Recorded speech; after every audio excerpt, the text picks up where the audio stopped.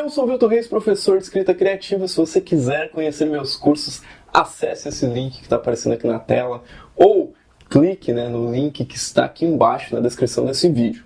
Hoje nós vamos para mais um vídeo da série A Arte da Ficção, nosso capítulo 28 dessa série.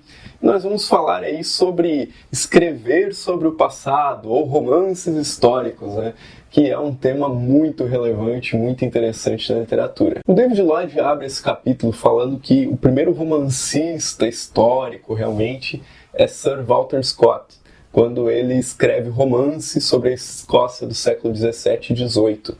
Então ele é o primeiro cara que vai pensar assim, eu vou escrever um livro sobre antigamente.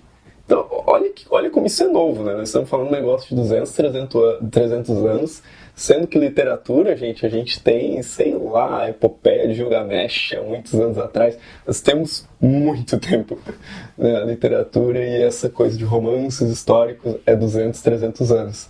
Então o Sir Walter Scott pensou, eu vou escrever um romance que se passa, talvez nem usava a expressão romance, uma história que se passa há muitos anos atrás, na Escócia e tal. Então, claro, não só escrever, mas traduzir comportamentos morais, éticos, a cultura, a sociedade, trazer isso para sua obra. Isso seria um romance histórico, Então, quando ele faz isso, é algo que vai ecoar aí por muitos anos na literatura, até grandes escritores que a gente tem na contemporaneidade, como, eu não posso deixar de citar esse cara que eu admiro muito, o Ken Follett. Só que aí nós também temos um problema, Nós estamos no século XXI. Isso é um problema muito de escritor, porque, comparado com os problemas da vida real, isso é nada, Mas vamos dizer que nós temos um problema aqui, Nós somos escritores do século XXI.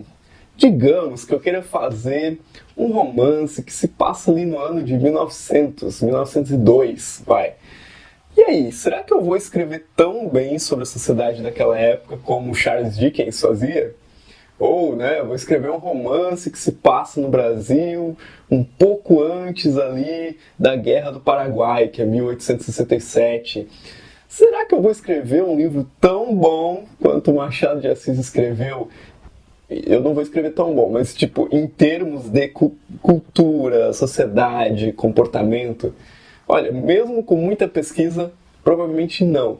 Então, o que eu posso fazer? Eu posso escrever um romance do século XIX com a perspectiva do século XX. Então aí nós já temos uma coisa diferente que os escritores do século XIX não tinham, obviamente. Mas existe também um outro tipo de romance histórico, esse muito mais fácil, que é quando o escritor, por exemplo, tem 40 anos e escreve sobre algo que aconteceu quando ele tem 20. Conta algo, enfim, 20 anos antes. Então ele vivenciou aquilo. É um romance histórico, mas é mais um romance sobre o passado recente, É muito diferente. Mas essa situação de competir com escritores do passado é muito complicada. Então você tem que ter um jogo de cintura para fazer isso.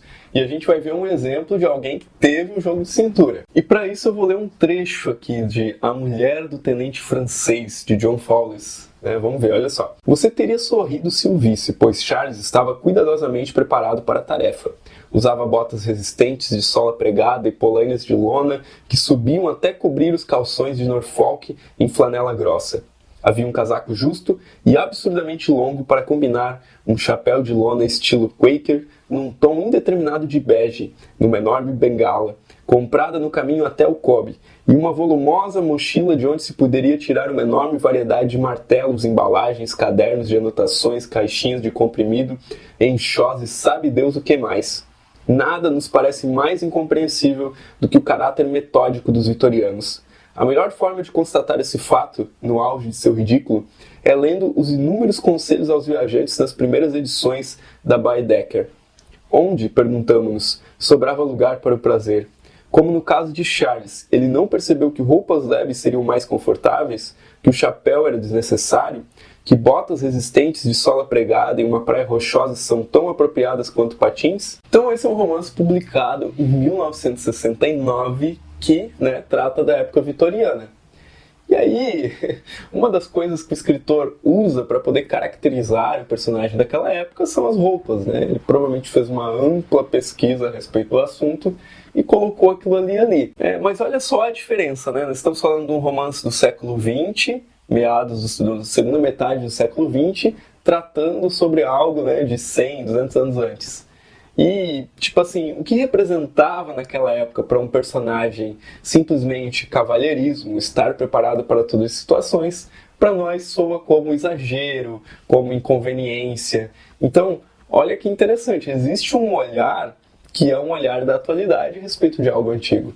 Então, essa pode ser uma das jogadas que o escritor pode fazer. E o escritor, aqui nesse caso, ele faz questão de pontuar isso, né? Porque quando ele está descrevendo o momento em que o Charles vai consumar o desejo dele com a Sarah, que não é esse trecho que a gente leu, ele descreve como uma cidade atingida através do céu por uma bomba atômica. Ora, a bomba atômica foi na Segunda Guerra Mundial, em 1945, se eu não me engano, no fim da guerra. E a gente tá falando de um cara da época vitoriana, 1800 e lá vai bolinhas. Então, talvez alguém vai aparecer no vídeo corrigindo aí essa última data que eu falei. Então, o escritor usa um anacronismo proposital aqui, para marcar essa diferença. E aí tem uma jogada muito bacana de metaficção, porque o narrador fala assim, esses personagens, eles nunca existiram, na verdade eu tô só imaginando na minha cabeça. Então a personagem que está descrevendo essas situações, na verdade ela vive na época que foi publicado o livro ali e, né, rememora essa situação, né? Ela cria na imaginação dela, né? Ela não usa a memória, ela cria na imaginação dela. E isso torna o livro tanto sobre o passado quanto sobre escrever romances. Então, é isso que eu tenho a falar sobre romance histórico. Tem algumas pequenas dicas aí rápidas para você utilizar, caso este seja um tema que te interesse, mas claro, teria que se aprofundar bem mais. Espero que você tenha gostado do vídeo de hoje. Se gostou, dá aquele like aqui embaixo, inscreve-se no canal para não perder nenhum vídeo. E é isso aí. Até o nosso próximo vídeo.